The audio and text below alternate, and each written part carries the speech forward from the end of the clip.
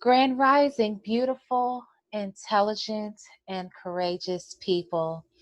This is DeShara Doub, founder and chief executive officer of Vision of Promise, LLC, a culturally competent and trauma informed counseling and consulting service out of Louisville, Kentucky. You can follow us on Facebook, Instagram, LinkedIn, and YouTube, and support us through Cash App at Vision of Promise LLC. And follow me under DeShara C. Dobb on Facebook and YouTube. You can also find more information about myself and Vision of Promise LLC on our website at www.thevisionofpromise.com. July is a special month within the mental health community, specifically celebrating Minority Mental Health Awareness Month. As we know, mental health has been a taboo and often stigmatizing topic within our community up until just a few years ago. So, on this important topic, I wanted to shed some light on the historical and chronic trauma of racism and ways we can overcome and rise as a community. So, to begin, let me state that this is in no way a complete list of traumatic experiences within the African American and Black community. We as a people have experienced documented and mostly undocumented trauma that stems back beyond our unwelcoming entrance into the United States, Caribbean, and other countries. But my hope is to provide just some quick highlights to build some historical narrative around our trauma, to provide some insight into the significance of what is now deemed as the third Reconstruction currently underway within the United States, and how our trauma informs our perception, acceptance, and desired treatment around mental health concerns.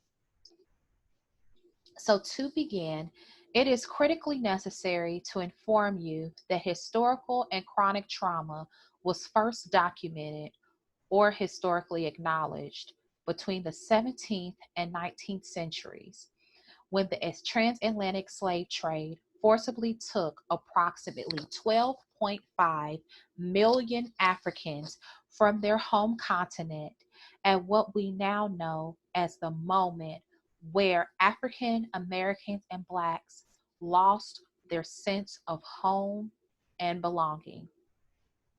It is said that 10.6 million survived the Middle Passage, meaning that around 1.5 million Africans died on the voyage to enslavement. So consider that a small portion of an entire continent, which is documented to being larger than the United States, China, and Brazil combined, 14 times larger than the United States in present day. These people were torn from their rich history, resources by community outsiders who felt a sense of power, control, and privilege over a group of people who were deemed as strong and resourceful. This embedded historical trauma of witnessing your community leaders, your warriors, your family matriarchs and patriarchs being emasculated, murdered, beaten, sodomized, and assaulted in front of their loved ones and children, only to be used as entertainment to outsiders who manipulated the community into believing that they were friends. And they sought to collaborate and network and bring quote unquote needed or necessary resources and innovation to this community. This was the documented beginnings of brainwashing, of manipulation, and enslavement. Unfortunately, only the strong survived the slave ships. Many were sick, some lost hope and felt despaired. Many were murdered during the approximate 80-day journey from Africa to the deemed New World. It is critically important to mention this history because many within the United States and other countries that were built on the foundation of enslavement have either not been exposed to this history or has not been provided the context of which the beginnings of institutional and chronic racism began. But this history is necessary and critical to true atonement and understanding of the trauma that is embedded within the DNA of African American and Black people. So between 1525 and 1866, 12.5 million Africans were kidnapped through the Atlantic slave trade. I wanted to take a moment to acknowledge our ancestor and lift up her name, Mrs. Matilda McCrarer, who was the last known survivor of the transatlantic slave trade, who died in 1940 at the age of either 81 or 82. Please keep in mind that 1940 was only 80 years ago.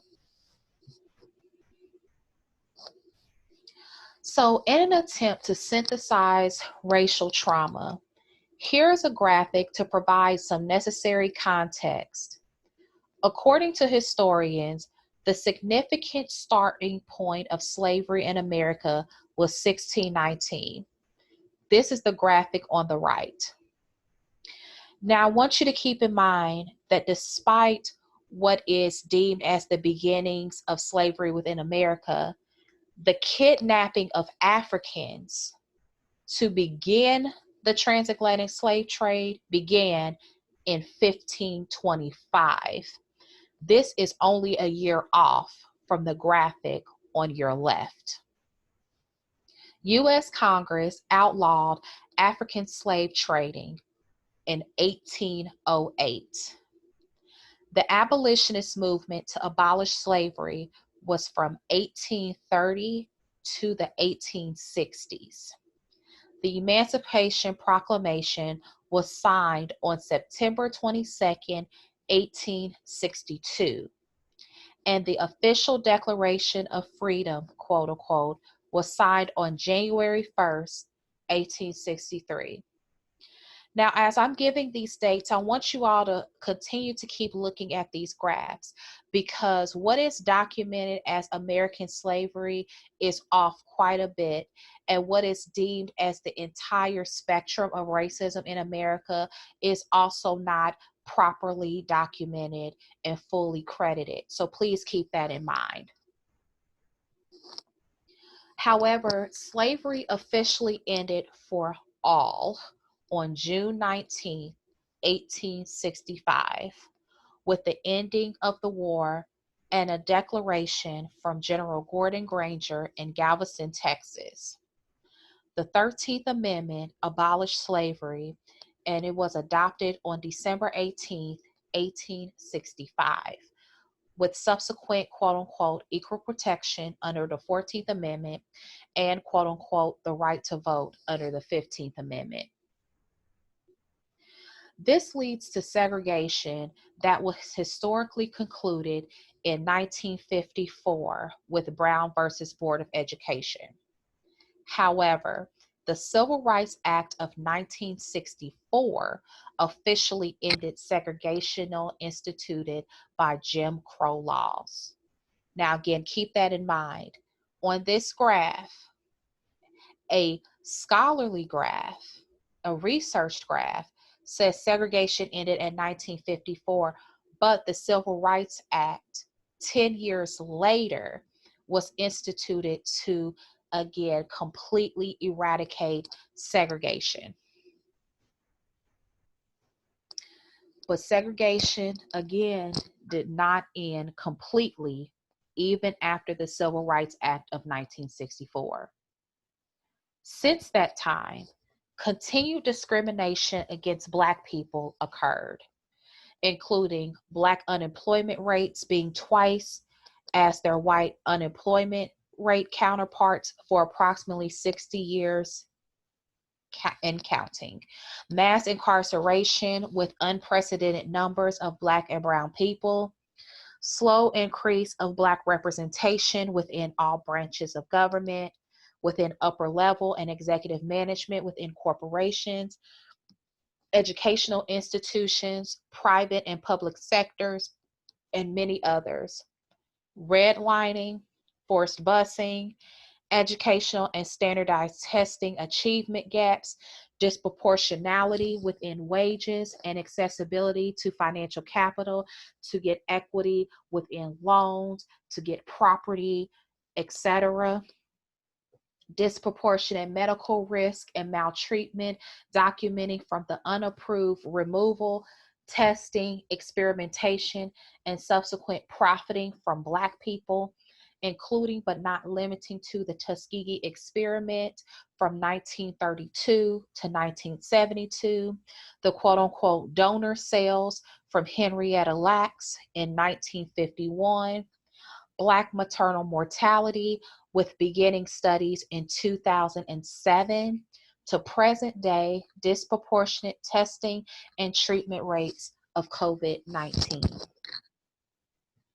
In the words of Fannie Lou Hamer, I'm sick and tired of being sick and tired. Since the kidnapping of Africans 495 years ago, African Americans, Black people, have been consistently battered, brutalized, and displaced within every level of government, employment, financial resources, basic needs, medical institutions, and more. And this leads us to this point. Mental health is critical to Black people because we have trauma and embedded racism within our DNA. It does not differ from the homeless, unemployed, and impoverished to the 1% millionaires and billionaires, doctors, and lawyers. No one is immune to racism. Vision of Promise LLC was created to provide anti-racist mental health services. It is imperative that African American and Black people seek mental health services from a culturally and educationally qualified professional. We are here to support you. Contact us via our website at www.thevisionofpromise.com. You can also follow us on social media for free resources. This presentation is just a sample of what can be offered to your family, your community, your business, and your groups. Customizable presentations are available, and you can find more information at www.thevisionofpromise.com/presentations. Here you can find what subject matters have been discussed, as well as submit a presentation request. I appreciate your attention and desire to learn more about the trauma of the Black community and the necessity of seeking mental health services. We look forward to hearing from you, and don't forget to like this video and subscribe to this channel. And also, support Black-owned businesses. We are as educated and qualified as any other professional, yet we are also disproportionately not paid equal wages. So if you appreciated this presentation, take a moment to sew back into this service where we are providing free resources over social media, and we are providing low-cost mental health services throughout the community.